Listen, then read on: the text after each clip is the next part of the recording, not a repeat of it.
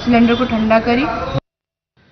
राज्यातील प्रत्येक शेतकऱ्याला ॲग्रीस्टॅक योजनेद्वारे युनिक फार्मर आयडी दिला जाणार आहे। याबाबतची नाव नोंदणी 15 डिसेंबरपासून सुरू झाली। सध्या त्या संदर्भात प्रशासकीय पातळीवर तयारी सुरू आहे। लवकरच राज्यात गाव पातळीवर विशेष कॅम्प आयोजित करण्यात येणार आहे। 1 कोटीपेक्षा जास्त शेतकऱ्यांचे युनिक फार्मर आयडी तयार केले जाणार आहेत। भविष्यात शेतकऱ्यांना विविध शासकीय योजनांचा लाभ याच युनिक फार्मर आयडीच्या माध्यमातून मिळेल। तसंच जमिनीचे खरेदी विक्रीचे व्यवहार करण्यासाठी भविष्यात हे युनिक फार्मर आयडी आवश्यक ठरेल। त्यामुळे येणाऱ्या काही दिवसात महसूल, कृषी आणि ग्रामविकास विभागाच्या कर्मचाऱ्यांच्या मदतीने शेतकऱ्यांनी युनिक फार्मर आयडी तयार करून घेणं महत्त्वाचं ठरेल।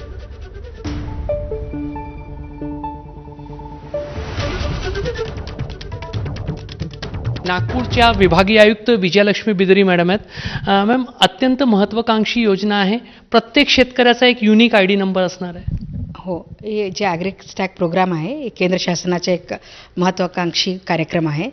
यामध्ये महाराष्ट्राचे जो 1 कोटीच्या वर जे शेतकरी आहे ते सगळ्यांच्या पण जे आहे आधार नंबर चे सोबत त्यांचे लँड रेकॉर्ड जो आहे तर लँडची जो माहिती आहे त्याच्यासोबत जोडण्यात येणार आहे।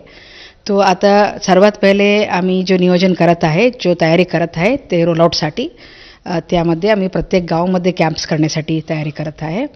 आणि इथे कॅम्प्समध्ये जे शेतकरी आहे आणि त्यांचे जे काही लँड होल्डिंग आहे त्यांच्या अगेन्स्ट त्यांचे जो आधार नंबर आहे त्याचे सीडिंग होतील।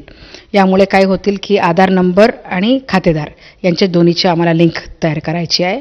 यामुळे काय होतील प्रत्येक शेतकऱ्याला एक युनिक फार्मर आईडी, जैसे आपके पास जो आधार कार्ड है, आधार कार्ड का एक नंबर युनिक नंबर है, अशा प्रकारे एक युनिक नंबर फार्मर आयडी एक क्रिएट होतील आणि ते फार्मर आयडी पुढे आम्हाला उपयोगात येतील।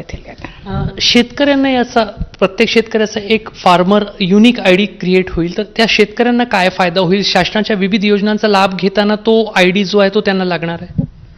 हो, असा एक कार्यक्रम आहे जिथे पहिले आम्ही फार्मरच्या आयडी तयार करणार आहे। त्यानंतर एक क्रॉप झोन रजिस्ट्री पण होणार आहे।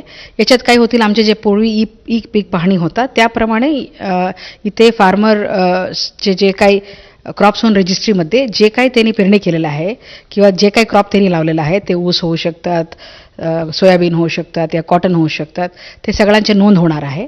आणि हे क्रॉप झोन रजिस्ट्री एक आहे, एक तरी फार्मर्स रजिस्ट्री, त्यानंतर क्रॉप झोन रजिस्ट्री आणि तिसऱ्या टप्प्यावर त्यांचं एक कॅडेस्ट्रल मॅप आहे। कॅडेस्ट्रल मॅपच्या सोबत आम्ही एक जिओ रेफरन्स्ड त्यांच्या एक लँड पार्सलचं जे जिओ रेफरन्सिंग करून ते पण त्याचे मॅप पण तयार करतील।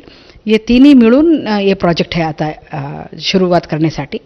आणि त्यानंतर सगळे जे शासनाचे जो स्कीम्स आहे शेतकऱ्यांसाठी, केंद्र शासनाच्या होऊ द्या किंवा राज्य शासनाचं होऊ द्या, पुढे जाऊन या ॲग्रीस्टॅक मार्फत देण्यात येईल।